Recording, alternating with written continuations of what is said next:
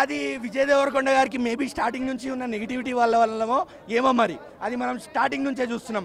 విజయ్ దేవరకొండ గారికి ఉన్నంత నెగిటివిటీ, విజయ్ దేవరకొండకి ఉన్నంత నెగిటివిటీ ఎవరికీ లేదు. అది ఎందుకు ఏంటి అనేది నాకు కూడా తెలియదు. జనాలు ఏం పగబెట్టుకున్నారో వాళ్ళకేం వస్తుందో, మేబీ పెయిడ్ రివ్యూస్ కూడా అయ్యి ఉండొచ్చు. సో రివ్యూస్, నెగిటివిటీ మాటలు నమ్మకుండా బ్లైండ్గా సినిమాకి వెళ్ళండి. One of the most anticipated సీక్వెల్స్లోకి కింగ్డమ్ కూడా చేరిపోయింది. కింగ్డమ్ 2 అవని, కింగ్డమ్ స్క్వేర్ అవని, మీరు టైటిల్ ఏదైనా పెట్టుకోండి గౌతమ్ గారు. కింగ్డమ్ సెకండ్ పార్ట్ మీరు తీస్తున్నారు, మేము చూస్తున్నాము. కొండనుండగా బండలు బద్దలైపోతాయి. కొండను ఉండు కదా, బండలు మొత్తం బద్దలైపోతాయి అనమాట. గ్రెనేడ్ రాళ్ళు ఉంటాయి కదా, వాటిని కొట్టినట్టు కొట్టేసిండు. వెంకటేశ్వర స్వామి కొండ మీద పోయి మొక్కిండు, ఈ బండలు పగలు తెంగిండు, అన్నిటి నెగిటివ్ బండలు అన్ని పగలు తెంగిండు అనమాట. నాగార్జున గారు తీశారు మాస్ ఈ మూవీలో. విజయ్ దేవరకొండ ఊరా మాస్.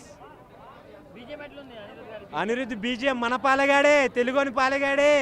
కొద్దిగా కట్టప్ప మూవీలో రానా అన్నట్టు ఈ కట్టప్ప నమ్మొచ్చా అన్నట్టు రజనీకాంత్ ఒకడే కొడతానని భ్రమ. ఈ మూవీతోటి విజయ్ దేవరకొండ కొట్టిండు కదా, నెక్స్ట్ తెలుగుడి ప్రతి మూవీకి అనిరుద్ధ డైరెక్టర్ అందియాలని నేను అనుకుంటున్నాను. 100 మాసాల కంబ్యాక్, ఒక మాస్ కాదు 100 మాస్. అంటే తెలంగాణలో ఇటువంటి హీరో పుట్టినందుకు తెలంగాణ అంతా గర్వించాలి.